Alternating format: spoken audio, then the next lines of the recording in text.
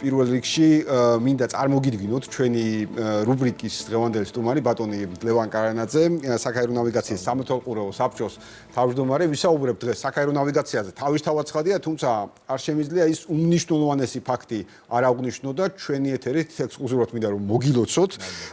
საერთაშორისო სამოქალაქო ავიაციის ორგანიზაციის გლობალურ ელჩად დაინიშნეს, სწორედ ელჩის სტატუსი მინდა მოგილოცოთ ამ შემთხვევაში, იკაოს ელჩის და პირველ რიგში რას ნიშნავს ეს ქვეყნისთვის, ვიცი რომ ეკონომიკის და განვითარების მინისტრის წარდგინების საფუძველზე დაინიშნეს ამ ნაწილში და თუ შეიძლება პირველ რიგში ამ თემაზე ვისაუბროთ.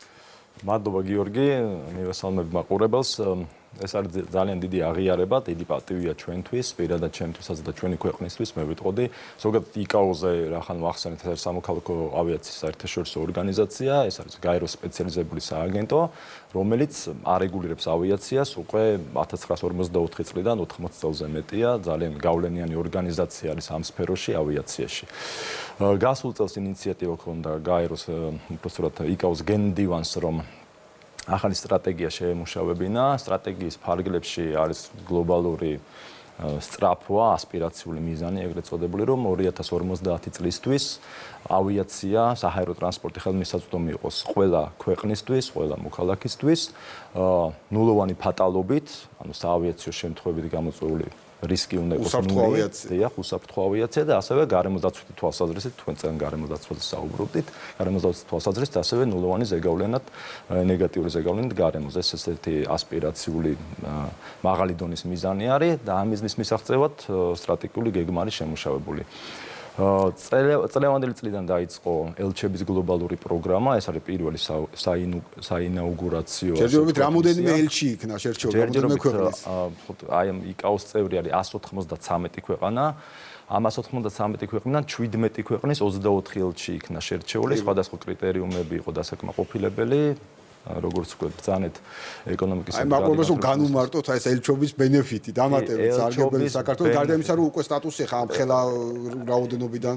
დიახ, ელჩობის თვითონ პროგრამის მიზანი რა არის, რომ მოვახდინოთ ავიაციის პოპულარიზაცია ფართო მასებში და გარდა ამისა, რაც მთავარი არის, მოვიზიდოთ ახალი თაობა, ახალი ნაკადები, ახალგაზრდები დავაინტერესოთ ავიაციით, ეს ძალიან გვჭირდება საქართველოში. არა მხოლოდ საქართველოში, აი იკაომ კვლევა ჩაატარა და 2050 წლისთვის თუ დღევანდელი მდგომარეობით 4 მილიარდ ნახევარი მგზავრი არის წლიური ოდენობით. ანუ ეხლა სარგებლობს ასე ვთქვათ ავიაციით 4 მილიარდ ნახევარი მგზავრი. დიახ, წლიურად.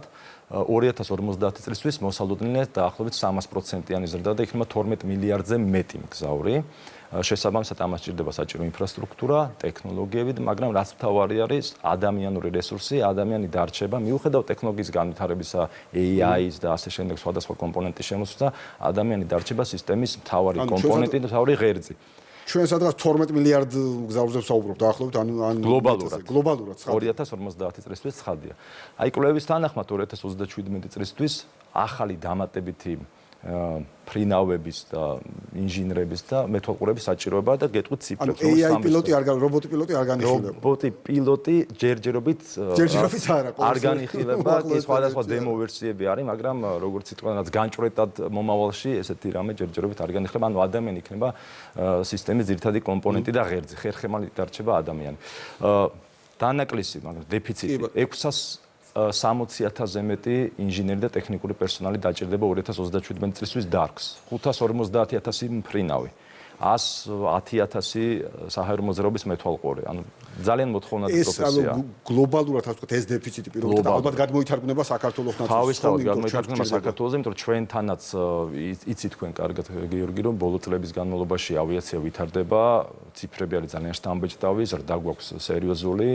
დიდი მგზავრთა ნაკადი არის, ინფრასტრუქტურული პროექტები მაღალია და თავისთავად საქართველოსშიც გადმოითარგმნება, ვინაიდან ზრდას განაპირობებს, ანუ ზრდისთვის საჭირო არის მიწოდებაც, რა თქმა უნდა, მოთხოვნა რომ დავაკმაყოფილოთ და მიწოდების საჭიროა ახალგაზრდა რესურსების მომზადება და აი დაინტერესება თუ ჩანს ახალგაზრდების მხრიდან, ეხლა მე ვიცი რომ აგერ თქვენ დღე-დღეზე მათ შორის ავიაციო უნივერსიტეტში საჯარო ლექციაც გიწევთ, ანუ ამ პროცესსაც ამ ელჩობის ერთ-ერთი ბენეფიტიც ეგ არის და ერთ-ერთი მიზანიც რომ გამოსტილი კადრები თქვათ, როგორც მე ვარზაც გამოსტილების მქონე ავიატორები შევეცადოთ, რომ ახალი თაობა დავაინტერესოთ. ინტერესი არის, იცი თქვენ თბილისში არის საავიაციო უნივერსიტეტი, მაგრამ გარდა ამისა, მხოლოდ საავიაციო პროფესიების გარდა ავიაცია ზოგადად ძალიან საინტერესო სფერო არის და ბევრ პროფესიას აძლევს საშუალებას, რომ თავისი პროფესიული კარიერა იქ იპოვონ და განავითარონ.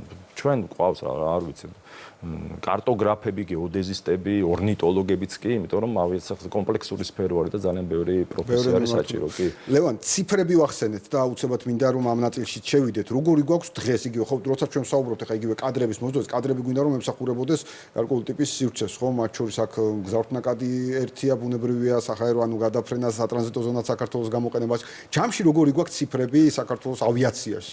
ციფრები არის თუ საჰაერო მიმოსვლას გულისხმობთ და ამ კუთხით სტატისტიკას, აი იანვრის მონაცემები უკვე სამოქალაქო ავიაციის სააგენტომ გამოაქვეყნა ამ რამდენიმე ხნის წინ და საამაყო და კარგია საგულისხმო, რომ წელსაც იანვარში ზრდა ფიქსირდება, 16%-იანი ზრდა იყო დაახლოებით როგორც გზავრთნაკადზე, ასევე ტვირთბრუნვა არის გაზრდილი არის თვითონ რეისების რაოდენობა.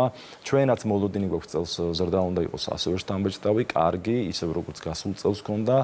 გასული წლის ციფრები გიორგი ყო ყველა მიმართულებით რეკორდი მოიხსნა 8 მილიონ ნახევარ მგზავრს მომემსახურეთ ყველა აეროპორტში იყო ტვირთბრუნვა გაზრდილი დაახლოებით 50%-ით, სადაც 38000 ტონაზე მეტი გადამუშავდა.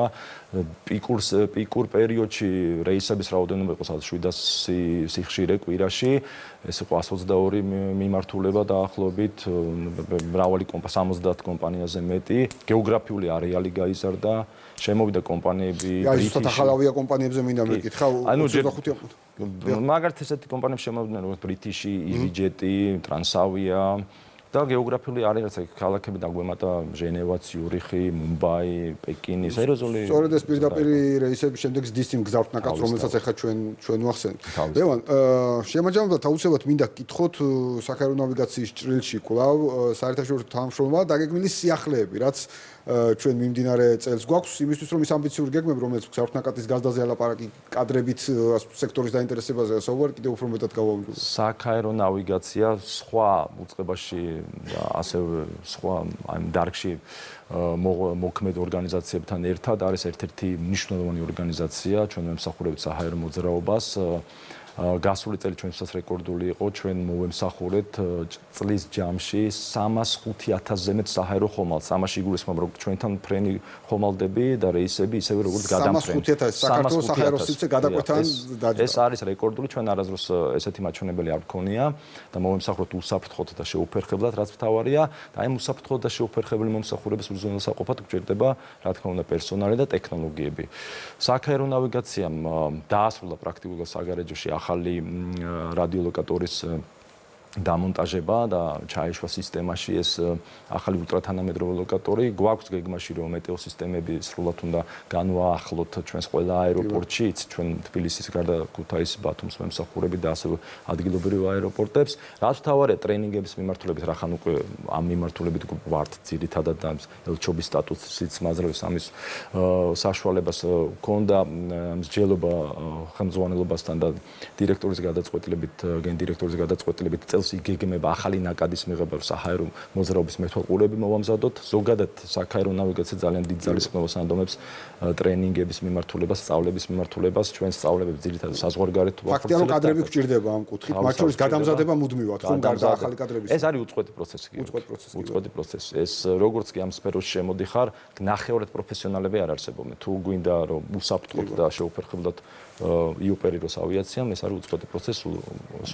გვეყოფა სადაც არიან ნახევარ პროფესიონალები, მაგრამ ჩვენთან ვერ იქნებიან გამორიცხული. ბატონო, ადამიანის სიცოცხლე. წელს აი იგეგმება ახალი ნაკადის შერჩევა, ჩვენ ძირითადად საზღვარგარეთ ვამზადებთ ჩვენს პერსონალს და შემდეგ უკვე ჩვენი ძალისხმევით გვაქვს მუდმივი პროცესი. ლევან, ძალიან დიდი მადლობა. საინტერესო გეგმებია, ელჩობის სტატუსი კიდევ ერთხელ განსაკუთრებით მნიშვნელოვანია, რაც ჩვენი ქვეყნის პოპულარიზაციასაც კიდევ უფრო მეტად უწყობს ხელს და ამავდროულად გაიზარდა თქვენი დატვირთვა, ვალდებულება, პასუხისმგებლობა, რომელსაც ისედაც არ აკლებდით ამ ნაწილს, მინდა აღვნიშნო. ჩემთვის დიდი პატივია და ჩემთვის ძალიან საინტერესოა და ძალიან საამაყო. წარმატებას გისურვებთ. ლევან, ჩვენ არაერთხელ გავაშუქებთ შემდგომ თქვენ აქტივობას ამ ნაწილში. დღეს კი ბიზნეს ინსაიდერი ამით დასრულებულია. ჩვენ დავბრუნდებით პარასკევს.